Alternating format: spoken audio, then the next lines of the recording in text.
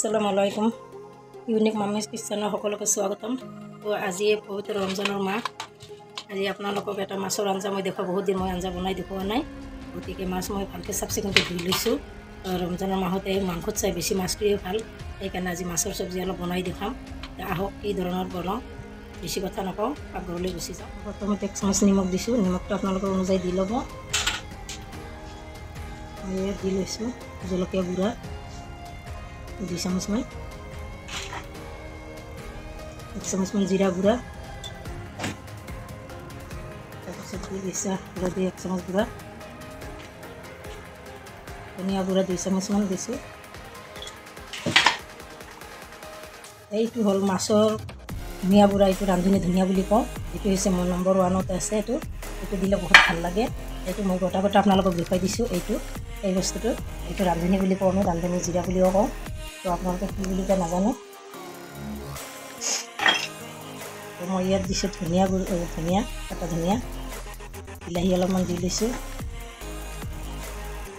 ইয়াত দিছোঁ মই পিঁয়াজ মই 100 গ্ৰাম দি লৈছোঁ। আপোনালোকে যিমান লাগে আপোনালোকে দি ল'ব। আৰু এতিয়া দি দিছোঁ মই কেঁচা জলকীয়া দিছোঁ কুটি কেনে।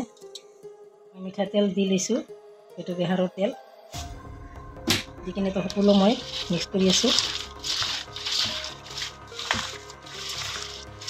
তাৰপিছত সানি পিটিকি আপোনালোকে সকলো বনাব জানে, তথাপি মই বনাই দেখুৱাই দিছোঁ। মোৰ আইটেমটো বেলেগ ধৰণৰ অলপ হয়।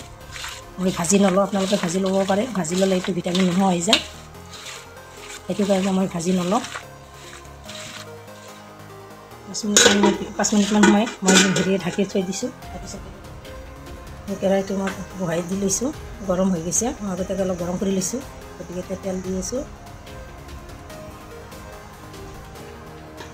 তো মোৰ 5 মিনিট জেগাত 10 মিনিটেই হৈ গ'ল। এতিয়া মাছখিনি মই দি আছোঁ। কোনো পিঁয়াজ মই আগতীয়াকৈ দি লোৱা নাই।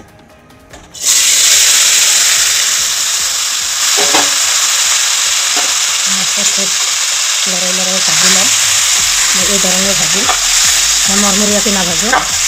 এনেকুৱা ভাজিলে কোনো ভিটামিন নাথাকে আৰু সোৱাদ ধুনীয়াকৈ নালাগে।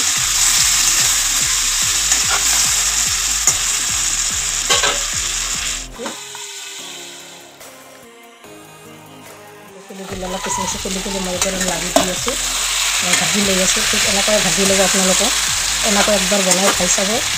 আৰু এটা বাৰ্তা দিব বিচাৰিছোঁ, আমাৰ অল বিশ্বৰ ভিতৰতে যত মোমেন মুছলমান আছে সকলোৱে এই পবিত্ৰ ৰমজানৰ 1 মাহ ৰোজা ৰাখিব। আৰু এই ধৰণৰ বনাইছে আপোনালোকে ভালদৰে চাই ল'ব। দি আছোঁ মাছটো যাতে ভাঙি নাযায়, এনেকৈ আপোনালোকে দি ল'ব। এনেকৈ ৰোজাৰ মাহত বনালে অলপ মনটো ভাল লাগে, খায়ো ভাল লাগে, ৰোজা ৰাখিও ভাল লাগে। আপোনালোকে ৰোজা ৰাখিব, ভাইটি ভণ্টি মা বাবা সকলো কোনো পাহৰি নাযাব ৰোজা ৰাখিব। এটা বিলাহী মই কুটি থৈ দিছিলোঁ, সেইখিনি মই মিক্সি জাৰত দি ল'ম। তাৰপিছতে গোটা ধনিয়া দি লৈছোঁ, তাতে পিঁয়াজ এটা দি লৈছোঁ, আৰু এইখিনি ৰহুনখিনি একেলগে মই মিক্সিত পিচি ল'ম। পেষ্টটো বনাই ৰাখিছিলোঁ, সেইখিনি এতিয়া দি আছোঁ। পেষ্টখিনি দি ল'লোঁ, দি কিনে মই অলপ লাৰচাৰ কৰি ল'ম।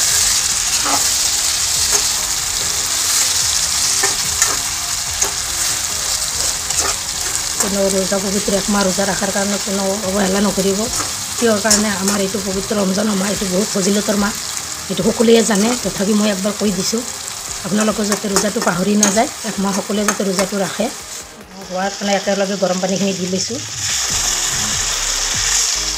ঢাকি দি লৈছোঁ।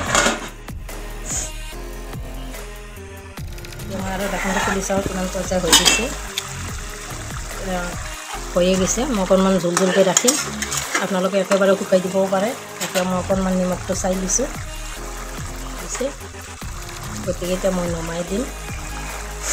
ধুনীয়া হৈছে, দেখিবও ধুনীয়া, খাবলৈও সেনেকৈ ধুনীয়া, টেষ্টি আঞ্জা এইটো।